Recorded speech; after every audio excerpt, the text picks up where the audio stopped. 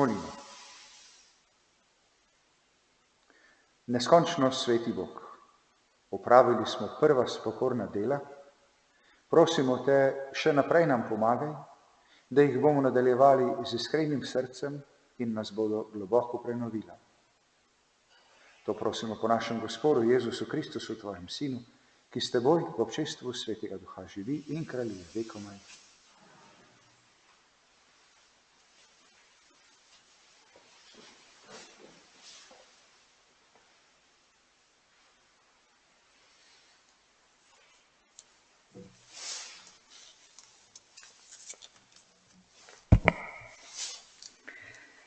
Berilo iz knjige preroka Izaija. To govori Gospod Bog, kliči na vse grlo, ne zadržuj se, kakor trobenta povzdiguj svoj glas. Oznanjaj mojemu ljudstvu njegovo pregreho in Jakobovi hiši njene grehe. Povprašujejo me namreč dan za dnem, spoznati hočejo moja pota.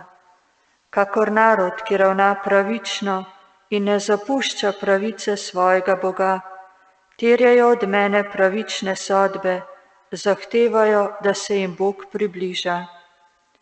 Zakaj se pustimo in ti tega ne vidiš, se mrtvičimo in ti se za to ne meniš?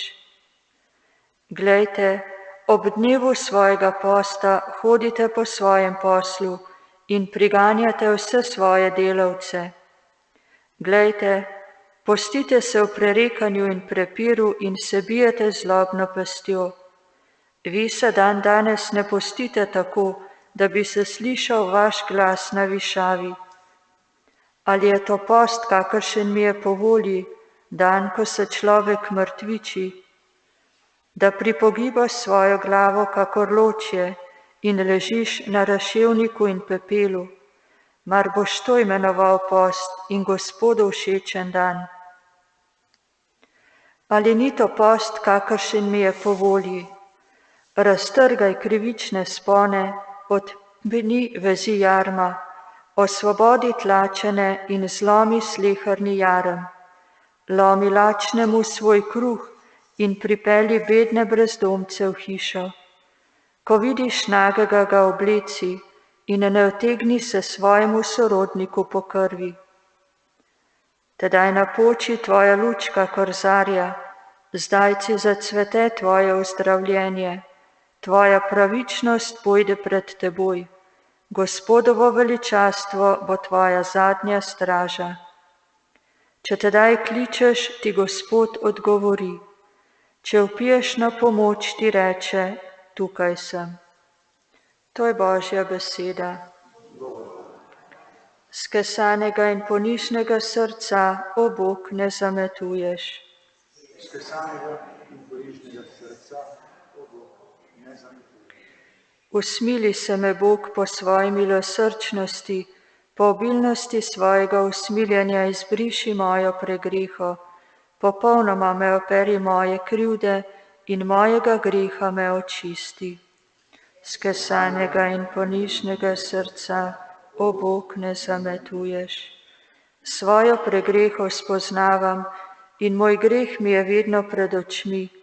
Zoper tebe samega sem grešil in kar je zlo pred teboj sem storil. Skesanega in ponižnega srca, o Bog, ne zametuješ. Nad klavno daritvijo nimaš veselja, če bi ti dal žgalne daritve, bi jih ne maral. Moja daritev, o Bog, je skesan duh, skesanega in ponižnega srca ne zametuješ. Skesanega in ponižnega srca, o Bog, ne zametuješ. Čisto srce, o Bog, mi ustvari in vrni mi veselje nad tvojim zveličanjem.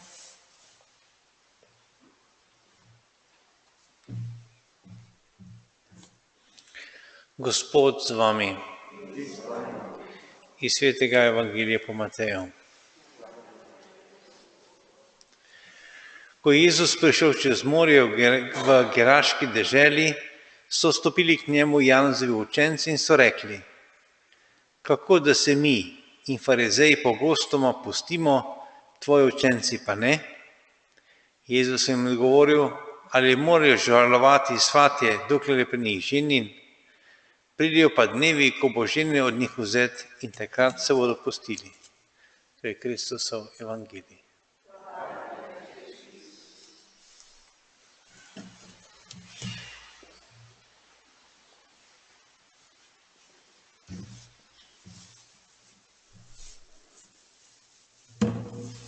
Pridejo dnevi, ko bo ženin vzet od svatov.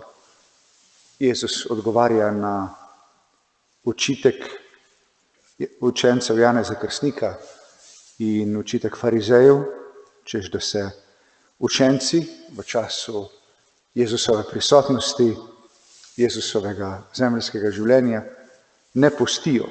Kako to? Jezus odgovarja s prispodobo, da je njegova prisotnost na zemlji čas svadbe, čas, ko je Bog izpolnil svojo obljubo. Ampak da ta čas ne bo večen, da pride tudi trenutek, ko bo ženin od svatov vzet. Jezus se nanaša že na Veliki petek, na svojo smrt, ko je za nas plačal grehe in je bil od učencev vzet. Vsi poznamo zgodbe o tem, kako so učenci izgubljeni, prestrašeni, začudeni, ne razumejo. Manjka jim tisto, kar je bila njihova na nek način središče njihovega življenja nekaj let, naenkrat zmanjka in so vsi zmedeni. Če to prispodobo upoštevamo, potem lahko rečemo, svadba je že bila in zdaj ženina ni. In zato je prav, da se pustimo. Ampak mi v resnici vemo, da ženin ni šel od nas. Čeprav še nismo na tisti svadbi, ki jo pričakujemo, na svadbi v nebesih, v večnosti, ženin nas ne pusti same.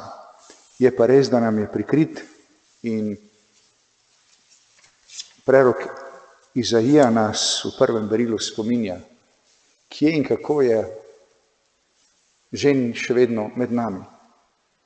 Lahko ga vedno znova prepoznamo, ko smo v stiku s tistimi med našimi sestrami in brati, ki so najmanjši, med lačnimi, med ženimi, med tistimi brez domov, med nagimi, med vsemi tistimi, ki potrebujejo našo pomoč. Tam nas Jezus vedno znova čaka in vabi in računa, da ga prepoznamo. In v tem je naš post, kot pravi tudi prerok Izaija, oziroma po njem nam govori tudi Bog. Post, ki je Bogu po volji. Raztrgati vse tisto, kar je krivičnega, kar hromi nas in naše bližne, odpeti vezi jarma, osvoboditi tlačene, zlomiti sleherni jarem, lomiti lačnemu svoj kruh, pripeljati brezdomce v svojo hišo, nagega obleči, ne odtegniti se nikomur, ki potrebuje našo pomoč. To je post, ki je Bogu po volji, da bi lahko tudi mi v tem letošnjem postnem času živeli in uresničevali to, kar si Bog od nas želi.